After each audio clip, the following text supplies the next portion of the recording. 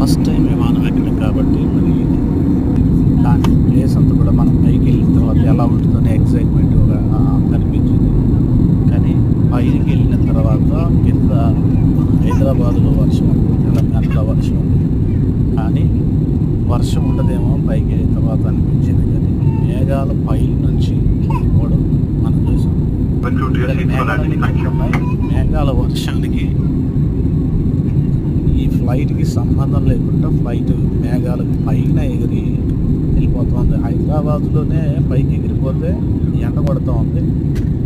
ఎందుకంటే కింద మొత్తం వర్షం వస్తూ ఉంది, అల్పపీడనం అని చెప్పారు. కానీ మనం అక్కడ అది చూస్తుండగానే అసలు ఎండ కొడుతూ ఉంటే ఆశ్చర్యం అనిపించింది. కానీ కింద చూస్తూ ఉంటే చాలా బాగా అనిపించింది.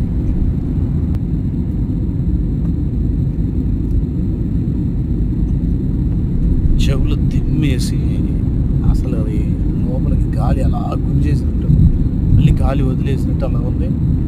దాన్ని చూస్తూ ఉంటే ఒక పరలోకం చూసినట్టే అనిపించింది. ఎందుకంటే మేఘాలు తప్ప పైన అసలు ఏమీ కనిపించని ప్లేస్, కింద అసలు ఏది కూడా కనిపించలేదు. దాంట్లో వీడియో తీసినా ఏం లేదనేటట్టుగా అసలు పైకి వెళ్ళిపోయిన తర్వాత ఇప్పుడు ఇది స్టార్టింగ్లో కాబట్టి ఇవన్నీ కనిపిస్తూ ఉన్నాయి. కానీ ఆ పై అది చాలా బాగుంది.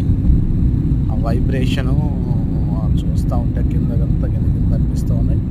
మేఘంలో మాత్రం యాక్సిడెంట్ గాలి పోతూ ఉంది. గాలి అసలు కిందనే మేఘాలు పోతున్న సౌండ్, కానీ పైకి వెళ్ళిన తర్వాత ఒక్క మేఘం కూడా నీకుట్టాను అనిపించలేదు. ఎక్కడో ఒకసారి మేఘాల తుప్పర్లు అలా వెళ్ళిపోతున్నాయి. కానీ ఇంకేం పెద్దగా అనిపించలేదు. నేను కూర్చున్న విండోస్, అది విండోలో నుంచి చూపిస్తున్నట్టుగా ఫ్లైట్ రెక్క ఒక్కటే అలాగ ఆగిపోయింది. అది ఉడుతున్నట్టు అనిపించదు, ఏది అనిపిస్తుంది. ఎందుకంటే చాలా కింద ఉన్నాం కదా, కింద చూస్తున్నాం కానీ అది వెళ్ళిపోయినట్టుగా అనిపిస్తుంది. కింద స్పీడ్ వెళ్ళిపోయినట్టు అనిపిస్తుంది. పైకి వెళ్ళిపోయిన తర్వాత అసలు స్పీడ్ అనిపించదు, అది వెళ్తున్నట్టు అట్లా అనిపిస్తూ ఉంటుంది. అంటే మనం కూర్చొని వెళ్తుందని కూడా ఒక పక్క ఒరిగినప్పుడు మాత్రం అబ్బో పడింది అయ్యింది అన్నట్టు అనిపిస్తూ ఉంటుంది. మళ్ళీ అంత బ్యాలెన్స్ ఒక 30% మాత్రమే ఎటు వంగినా ఇటు కానీ అటు కానీ ఫ్లైట్ తిరిగేటప్పుడు డివైడర్ తిరిగేటప్పుడు ఒక 30% అలా ఉండడం, అలా టేక్ అయిపోయేటప్పుడు కానీ అది ఫ్లైట్ తిరిగేటప్పుడు కానీ కొంచెం అలా వచ్చినప్పుడు అది మనకు అర్థమవుతూ ఉంటుంది. అది అర్థమవుతుంది. అలాగా మరి మొత్తానికి అయితే దేవుడు మహాకృపను బట్టి చండీగఢ్ ప్రాంతానికి చేరుకున్నాం.